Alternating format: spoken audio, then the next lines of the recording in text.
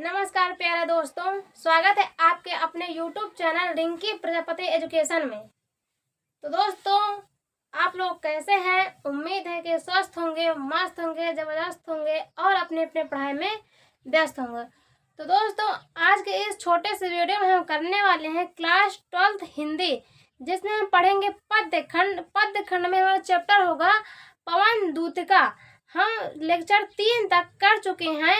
आज हमारा लेक्चर 4 होगा, जिसमें हम पढ़ेंगे पैराग्राफ 7 और पैराग्राफ 8। दोस्तों, ये पैराग्राफ बोर्ड एग्जाम को लेकर बहुत ही महत्वपूर्ण है, इसलिए आप वीडियो को अंत तक जरूर देखें।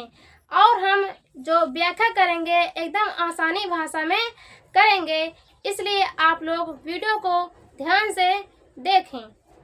तो दोस्तों, अब हम अपना सेशन शुरू करते हैं। तो दोस्तों, 7वां पैराग्राफ हमारा क्या है, क्या कह रहा है इसमें देखिए कि लज्जाशीला पथिक महिला जो कहीं दृष्टि आए, होने देना विकृति वसना तो ना तो सुंदरी को, जो थोड़ी भी श्रमित वह हो गोद ले शांति खोना, होठों की और कमल मुख की म्याल मनाए मिटाना।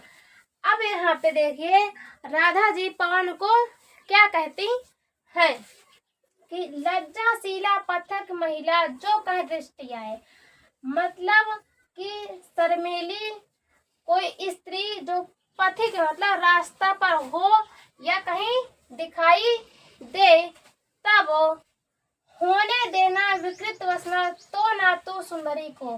विकृत वसना मीन होता है कपड़ा उड़ गए हो, मतलब उस स्त्री की यदि कपड़ा उड़ गए हो तो उसको तुम शर्मिंदा ना होने देना।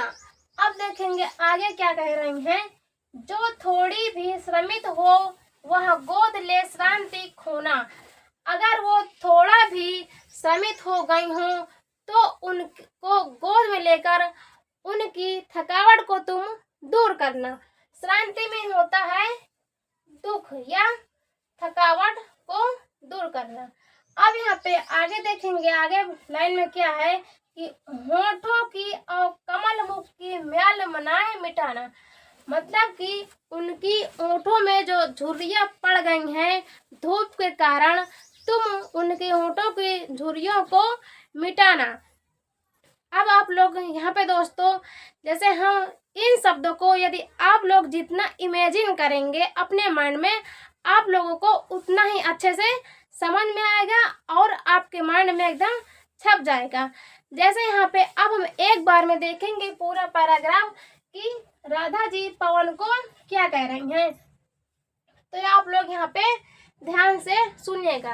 राधा कह रही हैं, यदि तुम्हें रास्ते में जाते जाते कोई स्त्री दिखाई दे तो अगर उसके कपड़ा उड़ गए हों तो उसे तुम कपड़ा उड़ने न देना।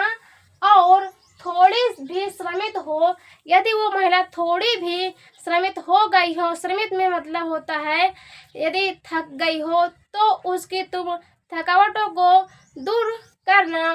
फिर आगे क्या, होठों की कमल मुख की म्याल मनाए मिटाना, मतलब कि जो उनके होठों में झुर्रियां पड़ गई हैं उनको तुम मिटाना। तो दोस्तों, उम्मीद है कि आपको पैराग्राफ बहुत अच्छे से समझ में आ रहा होगा।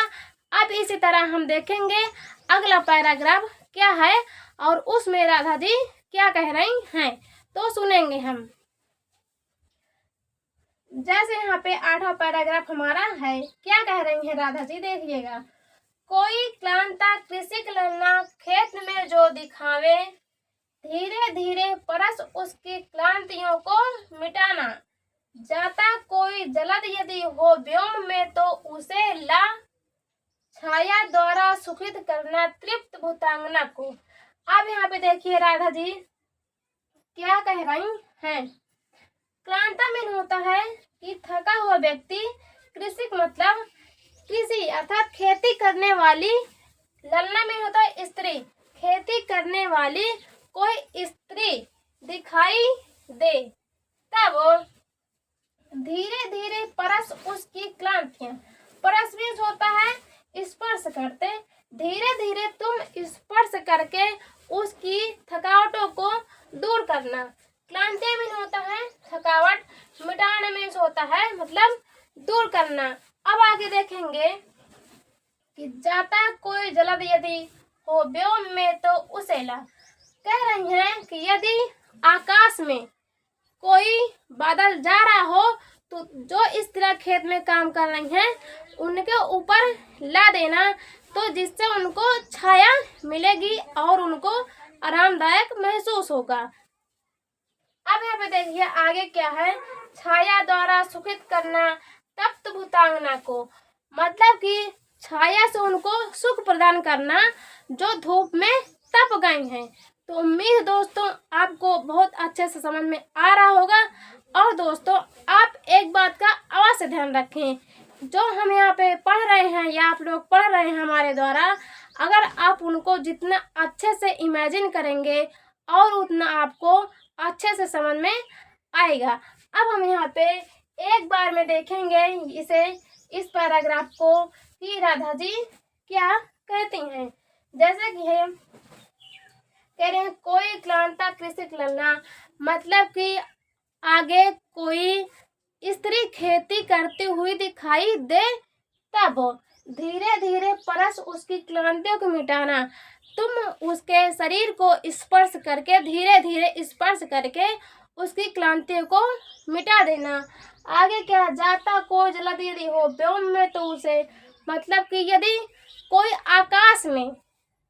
आकाश में बादल जा रहा हो तो उसे उस स्त्री के ऊपर ला देना, जिससे उसे छाया प्रदान होगी, तो उससे उसको सुख प्रदान करना। यहाँ पे आगे क्या करे, छाया द्वारा सुखित करना तप्त भूतांगना को, मतलब बादल के छाया द्वारा तुम उस स्त्री को सुख प्राप्त करना। तो दोस्तों उम्मीद है कि आपको बहुत अच्छे से समझ में आया होगा। और आज के लिए अब इतना ही, हम मिलते हैं नेक्स्ट वीडियो में इसी तरह मोस्ट इम्पोर्टेंट पैराग्राफ के साथ। और दोस्तों ये हमारा लेक्चर 4 है। यदि आप लोगों को लेक्चर 3, 2 और 1 देखना है तो आप हमारे चैनल में जाकर प्लेलिस्ट बनी हुई है, वहाँ से आप देख सकते हैं। दोस्तों धन्यवाद।